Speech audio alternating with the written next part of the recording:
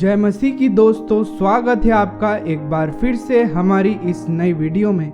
दोस्तों, बाइबल में third dimension यानी कि तीसरे आयाम की कौन सी बात लिखी हुई है जो आज हर मसीह भाई बहन को जानना चाहिए। आज की इस वीडियो में मैं आपको यही बताने जा रहा हूँ, लेकिन मेरी आपसे रिक्वेस्ट है कि आप इस वीडियो को लास्ट तक जरूर देखिएगा, क्योंकि तभी आप इस बात को समझ पाएंगे। तो चलिए वीडियो को शुरू करते हैं। हम लोग 3D यानी कि थर्ड डायमेंशन में रहते हैं। हमारे आसपास की जो कुछ भी चीज़ें हम अपनी आंखों से देखते हैं वो थर्ड डायमेंशन में होता है। और जैसा आप लोग अभी मोबाइल या लैपटॉप से इस वीडियो को देख रहे हैं, ये वीडियो तो 2D यानी कि सेकेंड डायमेंशन दूसरे आयाम में दिख रहा है, लेकिन ग्राफिक्स की मदद से 3D का अनुभव हो रहा है। लेकिन आज इंसान इससे भी संतुष्ट नहीं है, इसलिए लोग 3D मूवीज़ देखने के लिए एक अच्छी रकम देकर अपने अपने घर वालों के साथ थिएटर की 3D में मूवीज़ देखने जाते हैं। और वहाँ लाल और नीले कलर के चश्मे पहनकर उन्हें ऐसा लगता है कि वो जो मूवीज़ में घट रहा है वो बिल्कुल उनके आसपास ही हो रहा है। और ऐसा लोग म्यूज़िक सुनने के लिए भी करते हैं, जैसे 3D म्यूज़िक। और बहुत सारी टेक्निक्स ऐसी भी है जिससे लोगों को 3D का अनुभव होता है और सोचते हैं कि उससे हमारा देखने और सुनने का और मज़ा बढ़ जाता है। लेकिन ऐसा होता नहीं है, क्योंकि ये बात भूल जाते हैं कि इससे भी बढ़कर परमेश्वर की कुदरत है, परमेश्वर का वो प्रेम है जो परमेश्वर ने हमसे किया है। दोस्तों, 3D यानी कि तीसरा आयाम, इसकी जो डेफिनेशन वैज्ञानिकों ने निकाली है उसके एलिमेंट्स बाइबल में बहुत पहले से ही लिखे हुए हैं। मैं ये बात आपको स्पष्ट बता दूं कि बाइबल में थर्ड डायमेंशन की कोई डेफिनेशन नहीं लिखी हुई है, लेकिन आज हम लोग जिस 3D यानी कि थर्ड डायमेंशन टेक्निक का यूज़ करते हैं उसके विषय में ध्यान देने वाली बातें यहाँ पर कि जो थर्ड डायमेंशन के बारे में हम सोचते हैं उससे रिलेटेड बाइबल में हमें क्या सीखने को मिलता है, वही मैं इस वीडियो में आपको बता रहा हूँ। लेकिन इससे पहले हमें इन आयामों यानी कि डायमेंशंस के बारे में समझना पड़ेगा। अब इसको समझने के लिए आपको कोई साइंस या मैथ्स लगाने की ज़रूरत नहीं, तो समझते हैं ज़ीरो डायमेंशन से। दोस्तों, ज़ीरो डायमेंशन ये एक बिंदु की तरह है, कोई भी एक चीज़ जो अपनी जगह पर स्थापित है, एक डॉट की तरह, ना ही अपनी जगह से हिल सकता है ना ही आगे बढ़ सकता है। लेकिन फर्स्ट डायमेंशन में यह बिंदु आगे और पीछे खिसक सकता है, बिल्कुल एक लाइन के फॉर्म में ये आगे और पीछे जा सकता है। और सेकेंड डायमेंशन में यह बिंदु आगे और पीछे के साथ साथ दाएं और बाएं भी खिसक सकता है। और अगर बात करें थर्ड डायमेंशन यानी कि तीसरे आयाम की, तो ये बिंदु आगे और पीछे, दाएं और बाएं के साथ साथ ऊंचाई और गहराई में भी जा सकता है।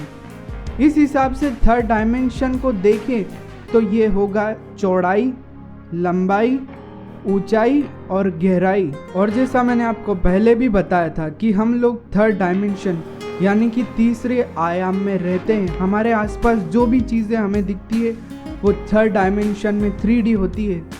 दोस्तों, आयामों की यह परिभाषा मैं अपने मन से नहीं कह रहा, बल्कि साइंस खुद इसके बारे में बताती है। अब यहाँ पर देखने वाली बात यह है कि यहाँ पर जो चौड़ाई, ऊंचाई, लंबाई और गहराई, इसकी परिभाषा में जो तत्व बताए गए हैं वो बाइबल में एक आयत में भी बताए गए हैं।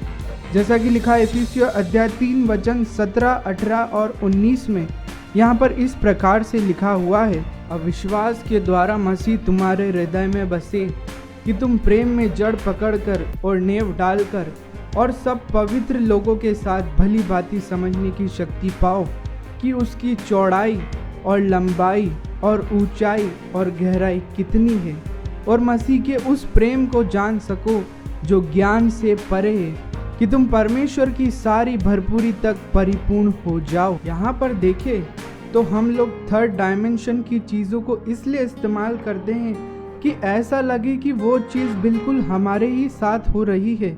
सीधे तौर पर जिस जगह पर हम हैं उसी जगह पर वो चीज़ घट रही है।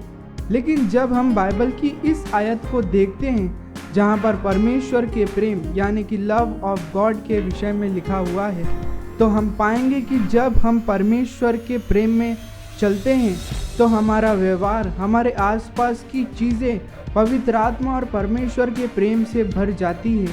फिर वो हमारे लिए चौड़ाई क्या, लंबाई क्या, ऊंचाई क्या, गहराई क्या, हम बिल्कुल पवित्र आत्मा की मौजूदगी को महसूस करते हैं।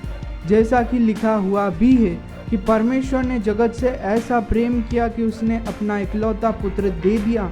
और जब प्रभु यीशु मसीह इस पृथ्वी पर आए, उन्होंने कहा, और मैं पिता से विनती करूंगा, वह तुम्हें एक और सहायक देगा कि वह सर्वदा तुम्हारे साथ रहे, अर्थात सत्य का आत्मा, जिसे संसार ग्रहण नहीं कर सकता, क्योंकि वह ना उसे देखता है और ना उसे जानता है। तुम उसे जानते हो क्योंकि वह तुम्हारे साथ रहता है और वह तुम में होगा। दोस्तों, जब हम लोग पवित्र आत्मा से भर जाते हैं तो हमारे आसपास घटने वाली चीज़ें बिल्कुल बदल जाती है, क्योंकि वहाँ पर परमेश्वर की महिमा और आराधना होती है। लेकिन कोई 3D म्यूजिक सुनकर तो अपने मन को तसल्ली देता है, लेकिन पवित्र आत्मा के द्वारा हमारा जीवन ही बदल जाता है। हमें किसी रंगीन चश्मे या उपकरण की ज़रूरत ही नहीं होती, बल्कि पवित्र आत्मा के द्वारा, जैसा लिखा हुआ भी है, परंतु जब वह अर्थात सत्य का आत्मा आएगा तो तुम्हें सब सत्य का मार्ग बताएगा, क्योंकि वह अपनी ओर से ना कहेगा, परंतु जो कुछ सुनेगा वही कहेगा और आने वाली बातें तुम्हें बताएगा। वह मेरी महिमा करेगा, क्योंकि वह मेरी बातों में से लेकर तुम्हें बताएगा। जो कुछ पिता का है वह सब मेरा है, इसलिए मैंने कहा कि वह मेरी बातें तुम में से लेकर तुम्हें बताएगा, यानी कि हमें स्वर्गीय की बातें बताएगा। दोस्तों, मेरा इस वीडियो को बनाने का यह मकसद नहीं कि मैं बाइबल को साइंस से जोड़ूं, बल्कि मेरा मकसद यह है कि मैं आपको बताऊं कि 3D से भी बढ़कर परमेश्वर ने हमारे लिए बहुत बड़ा एक्सपीरियंस रखा है। लेकिन इसके लिए तैयार हमें रहना है। यहाँ पर तैयारी हमें करनी है, हमें उस चीज़ के लिए तैयार होना है, हमें पवित्र आत्मा के लिए तैयार होना है, जैसा ठीक हमारे लिए लिखा हुआ है। अविश्वास आशा की हुई वस्तुओं का निश्चय और अनदेखी वस्तुओं का प्रमाण है, क्योंकि इसी के विषय में प्राचीनों की अच्छी गवाही दी गई। विश्वासी से हम जाने जाते हैं कि सारी सृष्टि की रचना परमेश्वर के वचन के द्वारा हुई है। यह नहीं कि जो कुछ देखने में आता है वह देखी हुई वस्तुओं से बना हो। और इसके साथ ही वचन में यह भी लिखा हुआ है, यदि आज तुम उसका शब्द सुनो तो अपने मनों को कठोर ना करो। ये आयत लिखी हुई है पवित्र आत्मा के विषय में। दोस्तों, आज मसीह लोग बाइबल को किताब की तरह पढ़ते हैं। जो बात बाइबल में लिखी है बस पढ़ने तक ही सीमित रखते हैं, अपने जीवन पर लागू नहीं करते। लेकिन वचन में लिखा हुआ है और प्रेम यह है कि हम उसकी आज्ञाओं के अनुसार चले।